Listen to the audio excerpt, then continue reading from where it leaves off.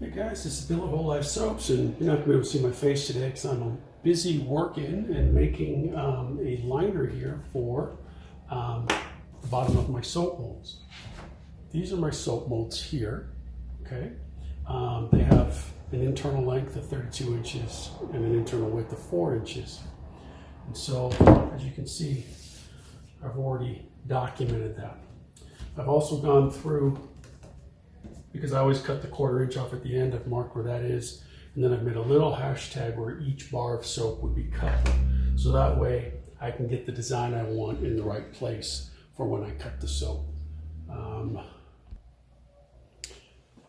Okay, so over here I've got a bunch of different butterflies, dragonflies, other interesting looking little insects, and I'm going to put them on each bar of soap with some crazy glue, so that way they stick down. Because if I don't do this, when I go to actually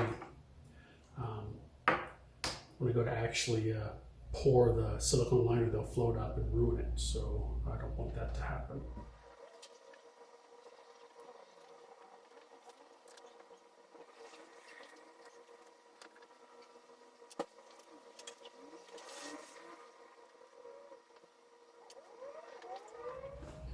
All right, ladies and gentlemen, I've got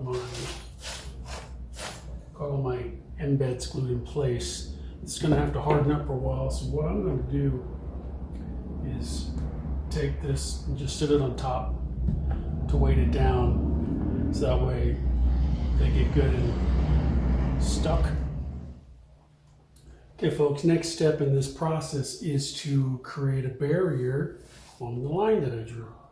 And I'm going to be creating my barrier out of this modeling clay that I rolled up. It's pretty hard stuff and it takes me a while to work with.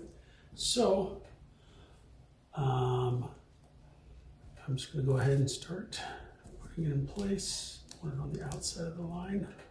Like I said, I don't care if I go a little bit longer or a little bit wider because I can always make cuts. I don't want to be too short though, because I will have to trim this even when it's done.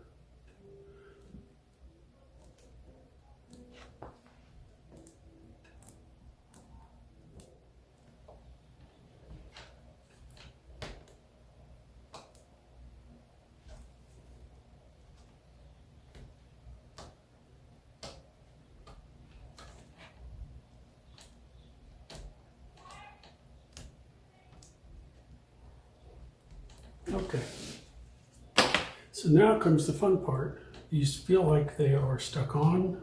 I hope that they're dry, and I hope that when I add my liquid silicone that they don't float up. But let me grab that so I can mix it and show you how I do that. Okay everybody, so the next step is to get my silicone ready. I'm not good at measuring volume, but I don't want to waste it, so I'll probably mix a little less. If I need to do more, then I'll do more. But basically, this is a liquid pourable silicone that comes in a 2-part system. So part A and part B, and you mix them in a 1-to-1 ratio. This particular brand, some you mix 1 part to like 1/2. It just depends, you know. But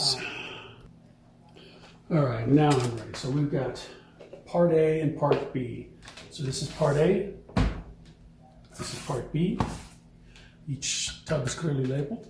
And you're just going to mix equal measures. I don't need to weigh it because I've got volume amounts here. But probably for that mold, I'm probably going to need 12 ounces of each. It sounds like a lot, but it's really not. So, because it's dense. They have to be equal, because if they're not, you'll get a partial cure. So some companies will color code one of their parts so that way you know when they're incorporated. Otherwise, you just got to do a really good job of mixing. So you pour part A into part B, or vice versa, doesn't matter. But you got to get it all mixed up really well, because if you don't, it won't cure all the way, and you'll have a partial cure. Once you put it in here, you have a limited amount of time to get your mix going. This one has what they call a 6-minute pot time. So I've got 6 minutes starting now to get my mixture good and incorporated before it starts to harden up. And if I don't, it'll just turn into silicone in the pot. I don't have a good stirring tool right now. Okay, so let's move the camera back over here.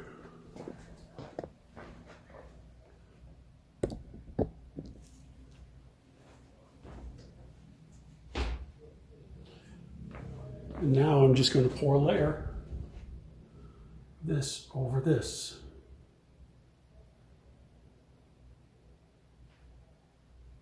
I don't want to overfill it because I don't want it spilling up over the top. Probably going to have just enough.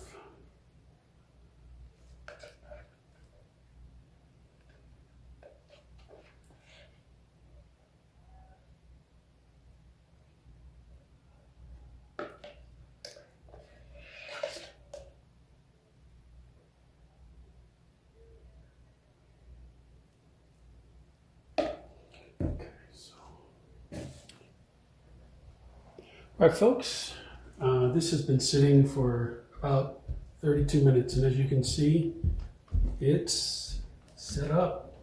So let's take it out, see how it looks.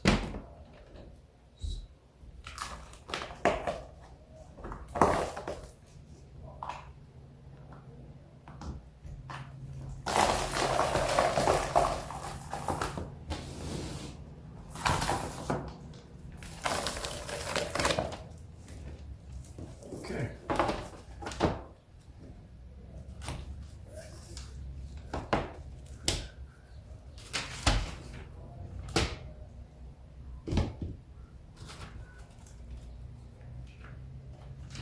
So let's take a look.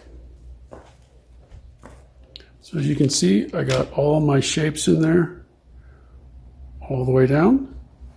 So the purpose of this will be to lay this in the bottom of one of my salt molds.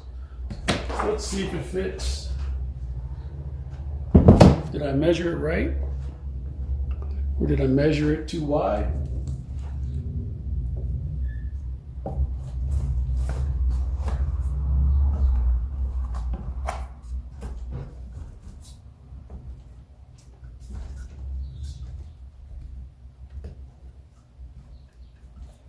All right, the width is good.